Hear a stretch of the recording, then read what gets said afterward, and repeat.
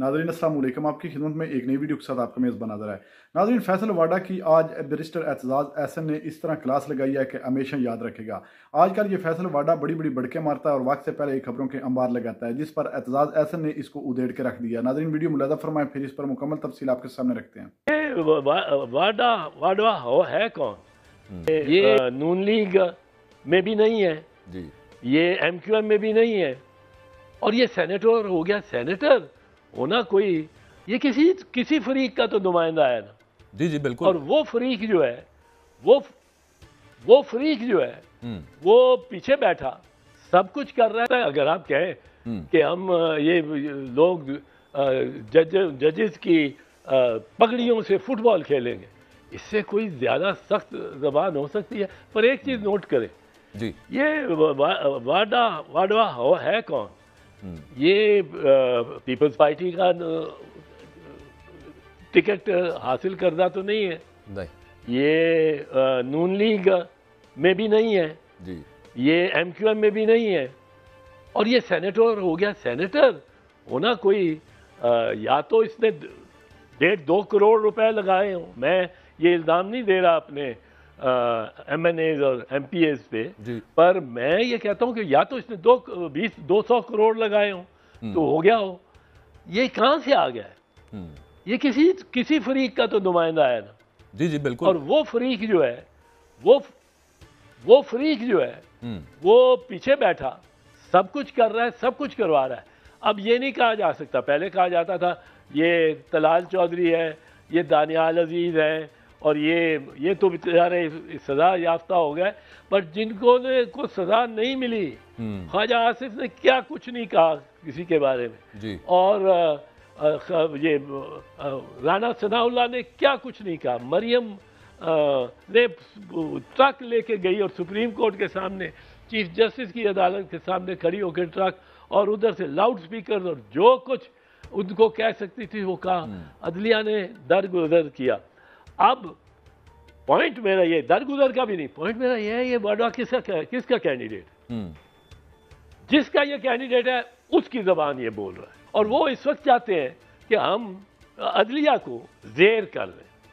अब अदलिया को ज़ेर करने में मुश्किल जो उनको आ रही है वो ये है कि इत्तफाक ऐसा हुआ है कि ये शुरू हुआ है 6 जजों, इस्लामाबाद हाई कोर्ट के जजों, उन्होंने तंग आ गए होंगे, बहुत ही तंग आ गए होंगे। उन्होंने एक खत अपने चीफ जस्टिस को लिखा, कादी फैज़ उमर बंदयाल साहब को।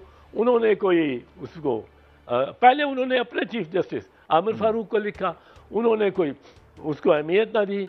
उन्होंने बड़े खुश असलूबी से शाइस्ता अंदाज में चीफ जस्टिस ऑफ पाकिस्तान के नोटिस में लेके आए। उन्होंने भी उमर अताब बंदयाल साहब ने कुछ ना उनकी इमदाद की। कहते हैं कि इन तक भी पहुंची बात काजी साहब पे, ये कई दफ़ा मरतबा अपना खुद नोटिस कर लेते थे, नहीं किया उन्होंने। फिर उन्होंने जब ये रुजू किया सुप्रीम जुडिशल काउंसिल से, और जायज़ तौर पे कि आपने कोड ऑफ कॉन्डक्ट बनाया है, आपका इख्तियार है कोड ऑफ कॉन्डक्ट बनाना आइन के तहत, पर आपने इसका हम ये रहनुमाई करें, ये हमें नहीं मिला कि इस तरह की धमकी मिलती हो, रिश्तेदार उठाए जा रहे हों और दबाव डाला जा रहा हो किसी रियासती एजेंसी की जानिब से, तो अब क्या करें? अब वो बाहर आ गई। अब सुप्रीम जुडिशल काउंसिल ने वो जो 5 जजेस को 5 को कॉपीज दो, ये वो बाहर आ गई। अब जब वो पब्लिक नॉलेज हो गई तो अब इनके लिए बड़ा प्रॉब्लम हो गया, मुश्किल हो गया। अदालतों ने को लिए भी मुश्किल हो गया। वही काजी फैज़ साहब जिन्होंने अभी तक इसका बात का नोटिस नहीं लिया था, उनको ही बेंच बनाना पड़ा। उन्होंने बेंच बना दिया, वो मामला चलने लगा। आपने कहा, काजी साहब ने कह दिया कि मेरे होते हुए ऐसी कोई धमकी नहीं आई किसी की। आपने कहा nothing of this kind has happened under my watch, यानी उमर बंदयाल, आसिफ सईद खोसा उनके वक्त से ज़रूर हुआ होगा, साकिब निसार, मेरे होते हुए कोई नहीं हुआ।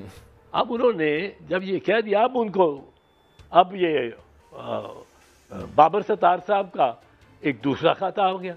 अब कादी फायदी था तो ये साहब ये तो नहीं कह सकते मेरे होते हुए कुछ नहीं हुआ। अब उनको भी इसमें डट के ये इस तरह की गालियां वालियां खाएंगे इस वक्त डट के, और इसमें एक्शन लेना चाहिए। आज मायूसी हुई है, इनको एक्शन लेना चाहिए था। सर कल उसमें अतर मिनुल्लाह साहब ने भी अटॉर्नी जनरल साहब को मुखातिब करके उन्होंने कहा कि आप प्रॉक्सीज के जरिए हम पे प्रेशराइज हमें कर रहे हैं, धमका रहे हैं हमें। उससे पहले जो बाबर सत्तार साहब के खत का एक एक्सेप्ट वो जो लीक हो गया, पता नहीं जहां से भी वो आया, उस पर भी खैर हुकूमत कह रही कि ये कहां से निकला, वो उसकी अब अलग तहकीकात शुरू हो रही है, लेकिन उसमें कहा गया कि उनको बैक ऑफ होने का कहा जा रहा है। और फिर दूसरा कहा गया कि प्रेशर बनाया जा रहा है। तो अटॉर्नी जनरल साहब ने एक वीडियो बयान दिया, उन्होंने कहा कि मेरे ऑफिस के थ्रू और फिर साथ एडवोकेट जनरल के ऑफिस के थ्रू ये रिक्वेस्ट आई थी कि इसको इन कैमरा रखें इस सब मामले को।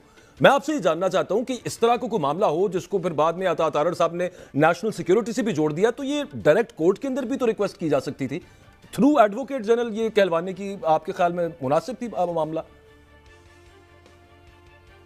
नहीं, वो तो कहलाना थ्रू अटॉर्नी जनरल और एडवोकेट जनरल ही मुनासिब है बजाय किसी और के, या लॉ मिनिस्टर हो सकते हैं। ये तीन अटॉर्नी जनरल, लॉ मिनिस्टर, ये दो अगर कोई आपने पैगाम देना भी है अदलिया को, और ज़रूरी नहीं होता कि आपने केस के मुतल्लिक ही इल्ज़ाम देना हो।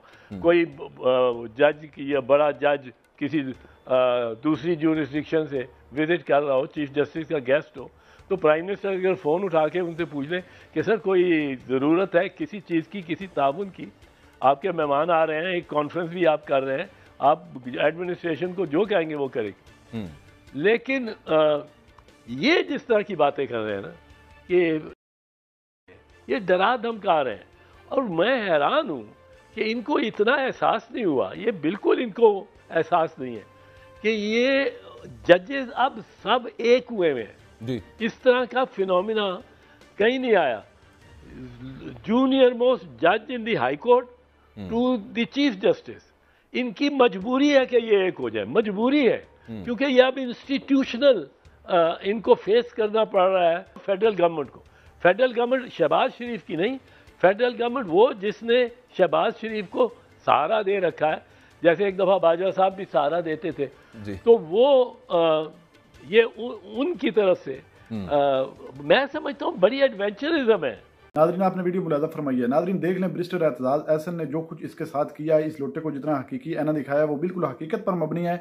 और नाजरीन, जब सामने आगे टक्कर का बंदा बैठा हो तो फिर बोलना मुश्किल हो जाता है। किस तरह फैसल वाडा की बोलती बंद हुई, एक भी लफ्ज आगे से ना बोला।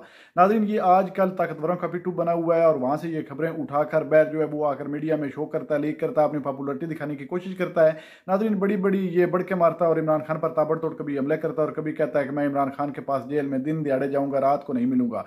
नाजरीन, इससे बड़ा लोटा कौन हो सकता है कि मुश्किल वक्त जब पीटीआई पर आया तो ये फौरन वहां से भाग गया और दूसरों की गोद में जाकर बैठ गया। नाज़रीन, जिस तरह बैरिस्टर एतजाज अहसन ने कहा है कि वाडा है कौन, वाडा की औकात क्या है, किस पार्टी से ये तलक रखता है।